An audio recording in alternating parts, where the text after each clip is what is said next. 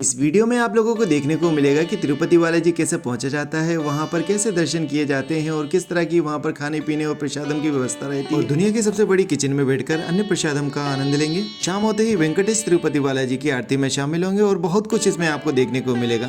तो मेरा नाम है संजय सिंह और आप लोगों का तहे दिल से स्वागत है आपके अपने YouTube चैनल जक्कुस्त में। दिल्ली से करीबन 32 घंटे का ट्रेन से सफर तय कर मैं आ चुका था तिरुपति शहर। तिरुपति पहुंचने के लिए जो सबसे अच्छा माध्यम है वह रेल मार्ग के द्वारा आप तिरुपति आ सकते हैं। तिरुपति पहुंचते ही ट्रेन में बैठे हुए श्रद्धालु तिरुपति बालाजी को प्रणाम करने लगे थे। सभी तिरुपति बालाजी के भक्तजनों की भक्ति को देखकर मुझे यह कंफर्म हो चुका था कि अब मैं तिरुपति बालाजी के शहर तिरुपति आ चुका हूँ। तिरुपति रेलवे स्टेशन पर त्योहारों के समय बहुत ही ज़्यादा भीड़ देखने को मिलती है, क्योंकि यहाँ पर रोज लाखों श्रद्धालु श्री वेंकटेश तिरुपति बालाजी के दर्शन करने के लिए आते हैं और त्योहार पर यह आंकड़ा करीबन 4 से 5 लाख तक हो जाता है।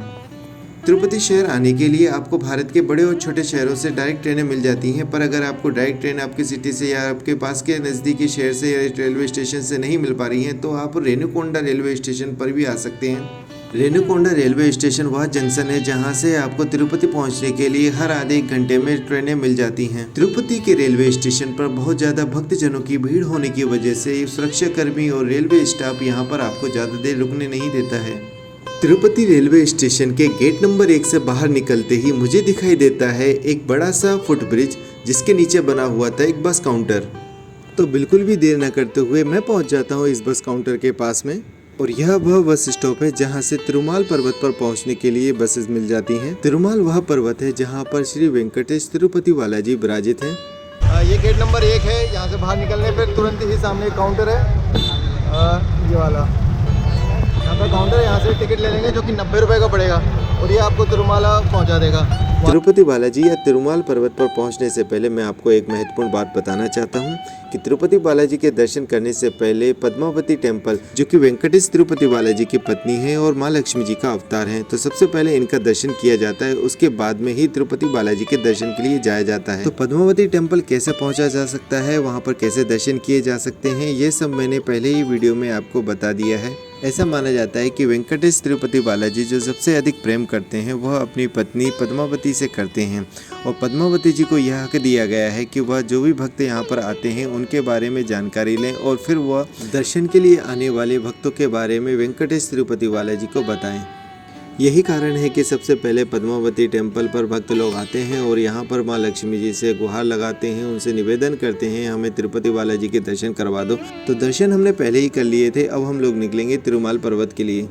तिरुपति रेलवे स्टेशन के सामने ही बना हुआ है यह बस स्टॉप, जहाँ से तिरुमाल पर्वत पर जाने के लिए बसेस मिल जाती हैं, जो कि सभी श्रद्धालुओं के लिए हर आधे घंटे पर एक बस तिरुमाल पर्वत के लिए जाती है। और बसों में जो सीटों का आवंटन किया जाता है वो पहले आओ पहले पाओ की तर्ज पर किया जाता है। इसीलिए देर न करते हुए मैं सबसे पहले ड्राइवर वाले भैया के केबिन में जाकर सबसे पहली सीट को अपने लिए रिजर्व कर लेता हूँ, ताकि आप लोगों को और मुझे अच्छे व्यू देखने को मिल सकें। तिरुपति शहर के अंदर से होते हुए तिरुपति शहर की सुंदरता को देखते हुए हम लोग जा रहे थे तिरुमाल पर्वत की ओर, और मैंने पाया कि जितना पवित्र यह श्रद्धालुओं के लिए उससे कहीं ज़्यादा यहाँ की साफ सफाई और स्वच्छता इसकी सुंदरता को और ज़्यादा 4 चांद लगा देती है। करीबन 14 से 15 किलोमीटर का सफ़र तय करने के बाद में ड्राइवर भाई साहब हमें एक टिकट काउंटर पर उतरवा देते हैं, जहां पर हमें टिकट कटवाना होगा, जो कि 90 रुपये का होता है 1 साइड का।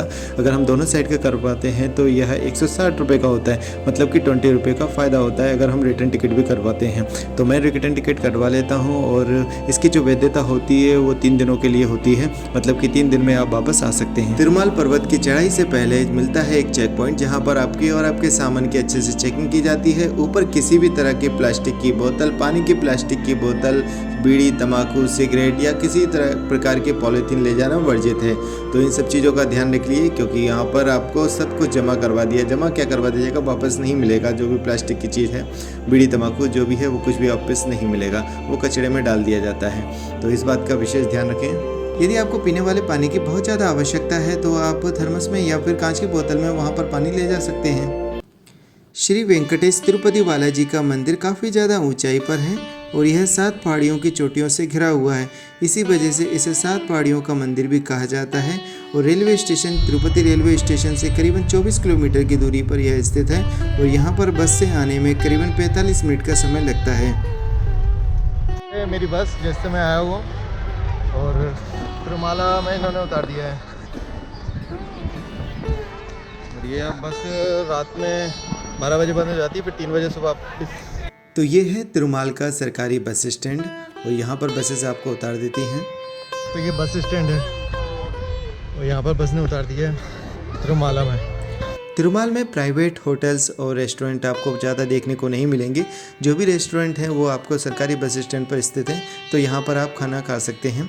इसके बाद में हमें जाना होगा CRO ऑफिस, जहाँ पर हम अपने रहने की व्यवस्था कर सकते हैं। एक बात का आप विशेष ध्यान रखें कि यहाँ पर जब भी आप आएँ तो उसके 2 से 3 महीने पहले ही बुकिंग करवा लें, क्योंकि यहाँ पर आते हुए आपको रूम नहीं मिल पाते हैं। बहुत ज़्यादा यहाँ पर रश होता है, इस वजह से जो ऑफलाइन रूम हैं वो बिल्कुल ना के बराबर होते हैं। कभी इक्का दुक्का मिल जाते हैं तो ठीक है, वो आपकी किस्मत है। अच्छा होगा कि आप 2 से 3 महीने पहले TTD की वेबसाइट पर जाकर ऑनलाइन बुकिंग कर सकते हैं। जो TTD है वो यहाँ का ट्रस्ट है जिसके द्वारा ये रूम को संचालित किया जाता है, ठहरने की व्यवस्था की जाती है। तो वहाँ पर आकर आप ऑनलाइन बुकिंग कर दें। तो मैंने कई बार ढूंढना चाहा कि मुझे रूम मिल जाए, पर मेरी उम्मीद वहाँ पर ख़त्म हुई जब मैंने ये बोर्ड देखा कि जिसमें लिखा हुआ था कि सिंगल और अनमैरिड लोगों के लिए यहाँ पर रूम नहीं दिए जाते हैं। तो अब मुझे यहाँ रूम नहीं मिलेगा, मुझे डायरेक्ट ही दर्शन करने होंगे। तिरुमाल बस स्टैंड से करीबन 300 मीटर की दूरी पर बना हुआ है एक चौराहा, जहां पर स्थापित है ये तिरुपति बालाजी की छाया प्रतिमा। इनके दर्शन कर सकते हैं, यहाँ पर फोटोग्राफी कर सकते हैं, फ़ोटो ले सकते हैं, बहुत ही अच्छी फ़ोटो आती है। और इसी चौराहे से मुझे मिल जाती है यह फ्री बस सेवा, जो कि तिरुमाल पर्वत पर जो दर्शनीय स्थल है वहाँ पर आपको ले जाएगी और वहाँ के दर्शन करवाएंगी, जो कि फ्री ऑफ कॉस्ट होता है। कोई आपको चार्ज नहीं देना होता है। पर यहाँ पर इस बस में बहुत ज़्यादा भीड़ होती है, तो भीड़ का थोड़ा सा आपको जोखिम उठाना पड़ेगा। तो इस बस सेवा के द्वारा ही मैं तिरुमाल पर्वत के ओर चक्कर लगा रहा था और जो दर्शनीय स्थल आ रहे थे उनके मैं दर्शन कर रहा था। मैं बस में से उतरा नहीं क्योंकि शाम हो चुकी थी और अब आरती का समय भी हो चुका था। तो मुझे तिरुपति बालाजी की आरती में शामिल होना था, जो कि सिर्फ बाहर से ही हम देख सकते हैं, क्योंकि अंदर तो जाना मुमकिन नहीं होता है। क्योंकि तिरुपति बालाजी के दर्शन करने में 30 से 32 घंटे का भी समय लग सकता है अगर आप साधारण तरीके से करते हैं तो मैं पहुंच जाता हूं श्री वेंकटेश तिरुपति बालाजी के मुख्य द्वार पर, जहां पर संध्या आरती हो रही थी। तो आरती को सर्वप्रथम तिरुपति बालाजी के सम्मुख गर्भ गुफा में किया जाता है। उसके बाद में मंदिर के बिल्कुल सामने यहाँ पर लाया जाता है और यहाँ से आरती को करने के बाद में यहाँ पर सभी दीपों को रख दिया जाता है। तो यहाँ से आप आरती ले सकते हैं। और आरती और वेंकटेश तिरुपति बालाजी को प्रणाम करने के बाद में मैं मंदिर परिसर का भ्रमण कर रहा था, तभी मुझे दिखाई दिया यह अन्न प्रसादम केंद्र का बोर्ड। तो मेरी एनर्जी भी काफ़ी हद तक अब कम हो चुकी थी। उसको पुनः विस्थापित करने के लिए मुझे चाहिए था स्वादिष्ट भोजन। तो मैं पहुंच जाता हूं अन्न प्रसादम केंद्र। यहाँ पर इस तरह के बड़े बड़े डाइनिंग हॉल बने हुए हैं, जहाँ पर 2 से 3 हज़ार लोग एक साथ बैठकर भोजन प्राप्त कर सकते हैं और करीबन एक दिन में 50 से 60 हज़ार लोगों की प्रसाद की व्यवस्था की जाती है। और यह त्योहारों के समय में 4 से 5 लाख तक भी हो जाता है। तो यहाँ पर सभी लोगों को केलों के पत्ते पर सर्व किया जाता है स्वादिष्ट लजीज प्रसादम। मैं सही बता रहा हूँ, मैंने आज तक अभी तक मेरी पूरी लाइफ में इतना स्वादिष्ट भोजन मैंने कभी नहीं पाया था। इसका खाने का एक रूल होता है कि अगर आपको नहीं चाहिए हो खाना तो इसको सीधा ऐसे करके और ऐसे ढक देने का है। अगर खुला रहेगा तो कोई ना कोई इसमें प्रसादी और डाल जाएगा, खाना पड़ेगा पूरा।